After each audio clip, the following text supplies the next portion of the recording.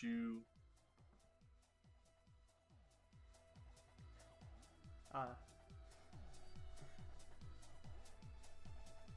And you're live. Alright. I'm back. This is a game that's gonna go much faster, hopefully. This is One Step from Eden. One thing that makes One Step from Eden pretty fast is that actually, right now, the game is only a demo. The game is currently planned for a release in Q3 of 2019. I definitely recommend playing this demo, and I'm very excited for the full game. If you want to check this game out yourself, you can go to their website, onestepfromeden.com.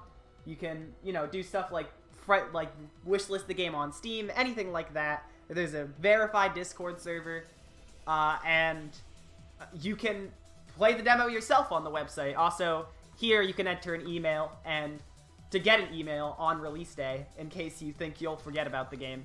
But, if you don't want to play it yourself quite yet, I'll show you what the game looks like. So I'm going to be starting in 3, 2, 1, go. Alright, so starting off here, we have our first level. One Step from Eden is a roguelike type game where the battle system works kind of like the grid from Mega Man Battle Network. So we're going to have to be moving around this grid to dodge attacks and be able to aim attacks at enemies. And after every level, we're going to have to choose our path to kind of determine where we want to go. In a speedrun setting, the best thing you can do is try and find a path where you can get stuff like bonus chests or bonus campfires, which are healing areas, because that way you can just skip the level entirely. You don't need to take the bonus, and you can just go on to the next thing. Every now and then, you'll also have a level with these little medic guys. They're good. If you can not kill them throughout the span of a level, they will give you a 50 HP healing pad at the end. So it's good to keep them alive if you can. However, sometimes they'll get in the way of enemies, and it's not good because that one was, in the front there. So, they could have been, an enemy hiding behind them.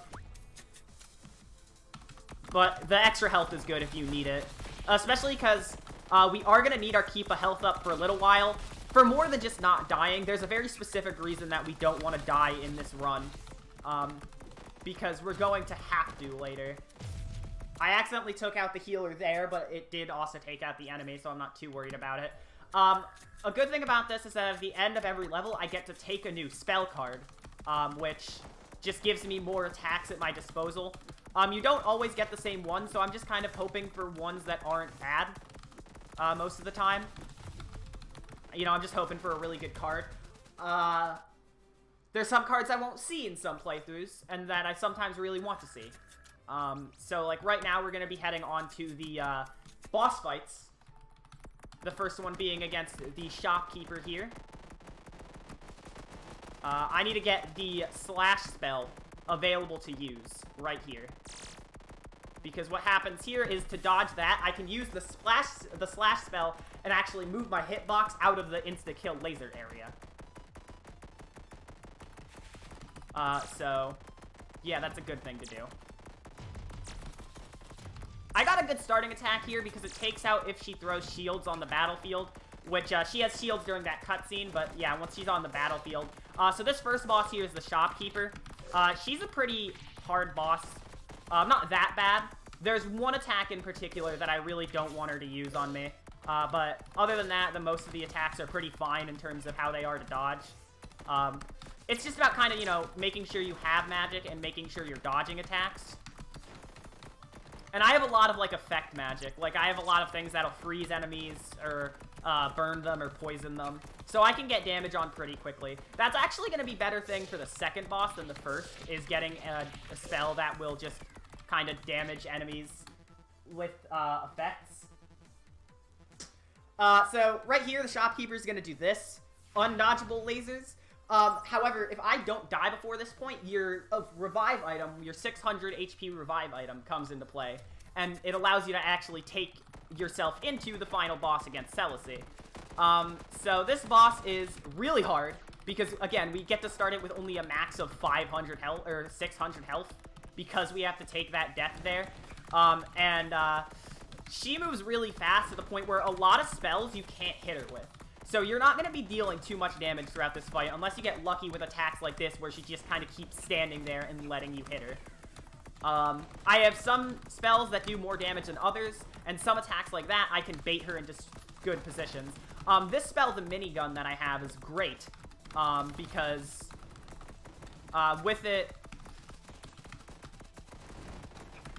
I can just kind of get really fast shots moving to the point where it's just like my normal shot, because I do have a base shot, it's not just magic I have to use, where it's kind of like has the same range as my base shot, so it just allows me to get extra damage on that I'm guaranteed to hit as long as I'm actually hitting her. This is a really bad pattern for this attack.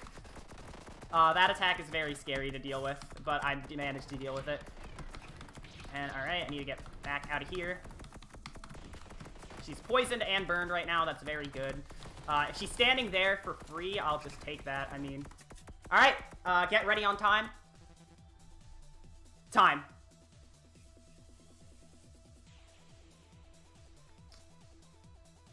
And it looks like that is a 453. That's really good! That was a really good run.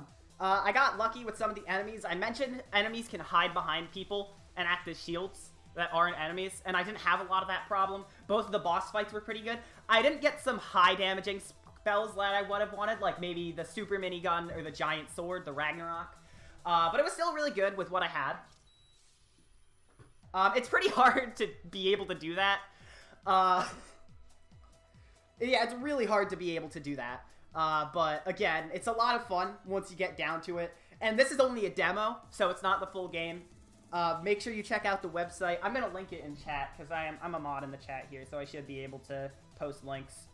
But if you go to that link, you can play this for yourself and also look at all the things, join the Discord, follow the Twitter account, and share it everywhere. And get yourself ready for the release date in Q3 of 2019. Thank you for letting me show this off because I love this a lot. And I'll be back with one run later today.